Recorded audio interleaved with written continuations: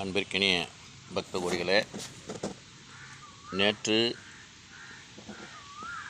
வடகலை தென்கலை என்று பெருமாள் வழிபாடும், துவைதம் அத்வைதம் என்று சொல்லக்கூடிய சாக்கத சைவ வழிபாடுகளும், அதிலுள்ள பிரிவுகளும் நாம் பார்த்தோம். சைவம், வைணவம், சாக்கதம், கணாபாத்தியம், சௌமாரம், இப்படி எண்ணற்ற பிரிவுகளை உள்ளடக்கிய வழிபாடுதான் இந்து மதம் என்று அவர்கள் சொல்கிறார்கள். உண்மையில் இந்து மதம் அல்ல. ஒவ்வொரு இடங்களிலும் ஒவ்வொரு விதமான வழிபாடுகள் நடந்து வந்தது.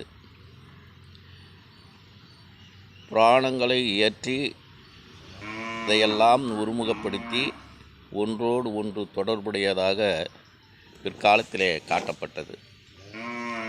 அதில் வரக்கூடியதுதான் இராமாயணம், மகாபாரதம் என்று சொல்லக்கூடிய வைணவ புராணங்களும், சிவபுராணம் என்று சொல்லக்கூடிய சிவனை பற்றிய புராணங்களும்,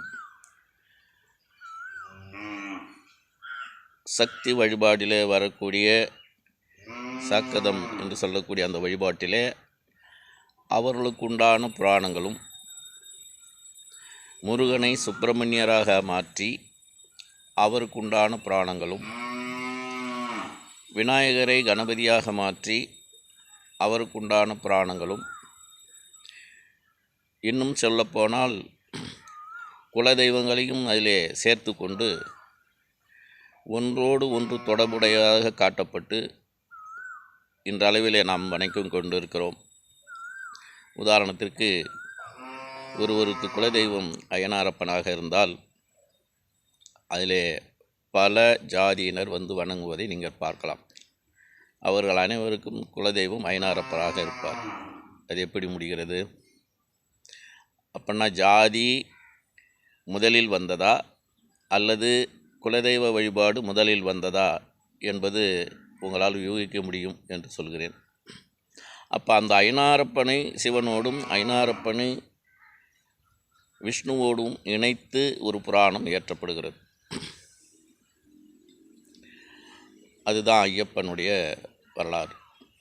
ஆகவே இப்படி தனித்தனியான வழிபாடுகள், சிறு தெய்வ வழிபாடுகள், குல வழிபாடுகள், குலதெய்வ வழிபாடுகள், பெருந்தெய்வ வழிபாடுகள் என்றெல்லாம் பிரிக்கப்பட்டு அவையெல்லாம் ஒருமுகப்படுத்தப்பட்டு பிற்காலத்திலே வந்தவர்கள் அதை இந்து மதம் என்று ஒரு பெயரை வைத்து விட்டார்கள்.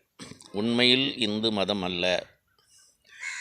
தமிழர்கள் வாழ்ந்த மரபும் கலாச்சாரம் வழிபாடு என்பது வேறு.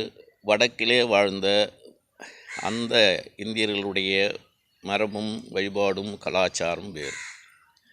எல்லோருமே இந்து என்று சொன்னால் எல்லாருமே எல்லா இடங்களிலுமே ஒரே மாதிரியான உணவை அல்லது உடையை உடுத்துகிறார்களா என்றால் இல்லை. அப்போ இடங்களுக்கு தகுந்த மாதிரி மொழி, கலாச்சாரம், உருவ வழிபாடு, அதாவது தெய்வ வழிபாடு நடந்திருக்கிறது என்பதுதான் உண்மை. இந்த வகையிலே நாம் இப்பொழுது பார்க்க வேண்டியது, முதலிலாக முப்பெரும் கடவுள்களிலே முதல் கடவுள் என்று வணங்கக்கூடிய சிவபெருமானை, சிவ வழிபாடை பற்றி சற்று பார்ப்போம். இந்த சிவ வழிபாடு ஆதி காலத்தில் இருந்தது, தொன்று தொட்டு இருக்கிறது. இந்த சிவ வழிபாட்டிலே பல பிரிவுகள் இருக்கிறது. இருந்தாலும் ஒவ்வொருவரும் சிவனை வணங்குகிறார்கள். மாமிசம் சேராத உணவை சாப்பிடுபவர்கள் சுத்த சைவர்கள். வீர சைவர்கள் என்று சொல்லக்கூடியவர்கள் மாமிசத்தோடு அதையும் சாப்பிட்டு வணங்கக்கூடியவர்கள். அப்புறம் லிங்காயத்துக்கள், இப்படி பல பிரிவுகள் அதிலே வருகிறது. அன்றைக்கெல்லாம் சாதிகள் பிரிக்கப்படவில்லை. அதன் பிறகுதான் சாதி பிறக்கப்படுகிறது. எப்பொழுது சாதி பிரிக்கப்படுகிறது என்றால், சாதியாக மனிதன் பிரிக்கப்படுகிறான் என்றால் பிரிட்டிஷார் இந்தியாவை விட்டு விலகுவதற்கு முன்னாலே அவர்கள் யோசிக்கிறார்கள், இதை யாரிடம் கொடுத்து விட்டு செல்வது. நாம் திரும்ப வரும் சூழ்நிலையானால் அது நமக்கு உதவியாக இருக்க வேண்டும் என்று அவர்கள் ஒரு குரூப்பை உருவாக்குகிறார்கள்.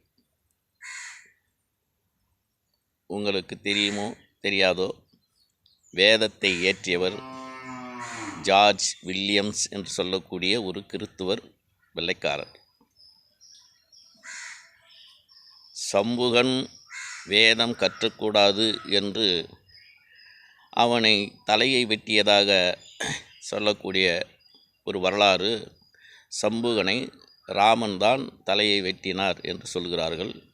இல்லை, மாறாக அந்த சம்புகன் என்ற மனிதனை தலையை வெட்டியது ஜெனரல் டயர் என்று சொல்லக்கூடிய ஒரு வெள்ளைக்காரன் கிறிஸ்துவன். பிறகு இந்த ஜாதிகள், பிராமணர்கள், இந்த 4 வர்ணங்களில் பிராமணர்கள், அதனுடைய உட்பிரிவுகள், இப்படி ஒவ்வொரு ஜாதிக்கும் 4 வர்ணங்களாக பிரிக்கப்பட்டு ஜாதிகள் பிரிக்கப்பட்டு அவர்கள் எப்படி எப்படி வாழ வேண்டும், அவர்கள் எப்படி தெய்வங்களை வணங்க வேண்டும், அவர்கள் எப்படி உடை உடுத்த வேண்டும், என்ன மாதிரியான உணவுகளை உண்ண வேண்டும், அவரவர்களுக்கு உண்டான தொழில்கள் என்ன என்பதை பற்றியெல்லாம் அந்த ஜாதி பிரிவுகளை உருவாக்கியவர் கிளைவ் லாய்டு என்று சொல்லக்கூடிய ஒரு வெள்ளைக்கார கிறிஸ்துவர். இப்பொழுது உங்களுக்கு புரியும் என்று நினைக்கிறேன், ஜாதி எப்படி உருவாகிறது என்று. இந்த ஜாதியை பற்றி விவேகானந்தர் தன்னுடைய உரையிலே சொல்லுகிற பொழுது, ராமானுஜருக்கு இருந்த உள்ளமும் நல்ல எண்ணங்களும் ஆதிசங்கரருக்கு இருந்திருக்குமானால் ஜாதி உருவாகி இருக்காது, ஜாதிய கட்டமைப்பு சமுதாயத்தில் இல்லாமல் போயிருக்கும் என்று விவேகானந்தார் சொல்கிறார். திரும்ப சொல்கிறேன், ராமானுஜருக்கு இருந்த நல்ல எண்ணங்கள், சமூகத்தின் இருந்த அக்கறை, இதெல்லாம் ஆதிசங்கரருக்கு இருந்திருக்குமானால் ஜாதிய கட்டமைப்பு சமூகத்தில் இல்லாமல் போயிருக்கும் என்று சொன்னவர் விவேகானந்தர். ஆக இதற்கு முன்னாலே ஜாதி என்ற ஒரு அமைப்பு இல்லை என்பது உறுதியாகிறது. அந்த அடிப்படையில் தான் கடவுள்களும் பிரிக்கப்படுகிறார்கள். ஆகவே சிவ வழிபாடு தொடர்ந்து நாளை உங்களுக்கு சொல்லப்படும். சிவமூர்த்தங்கள் என்ன, அவர்களுடைய வழிபாடு முறை என்ன என்பதையெல்லாம் நாளை பொழுது உங்களுக்கு விளக்கமாக சொல்லப்படும்.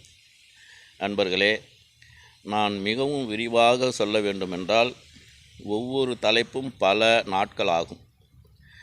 எளிமையாக புரிந்து கொள்ளுகின்ற வகையிலே இந்த ஆன்மீக உரையை உங்களுக்கு சொல்லிக் கொண்டிருக்கின்றேன். அதிலிருந்து நீங்கள் எதை எடுத்துக்கொள்ள வேண்டுமோ அதை எடுத்துக்கொள்ள வேண்டும், எதை தவிர்க்க வேண்டுமோ அதை தவிர்க்க வேண்டும். சமூகத்தினுடைய, மக்களுடைய நல்ல ஒற்றுமையும் நல்ல எண்ணங்களையும் இறை வழிபாட்டை முறையாக பேணுவதற்குமான பதிவுதான் என்னுடைய பதிவு என்று இத்துடன் இன்றைய உரையை முடிக்கிறேன். வாழ்த்துக்கள்.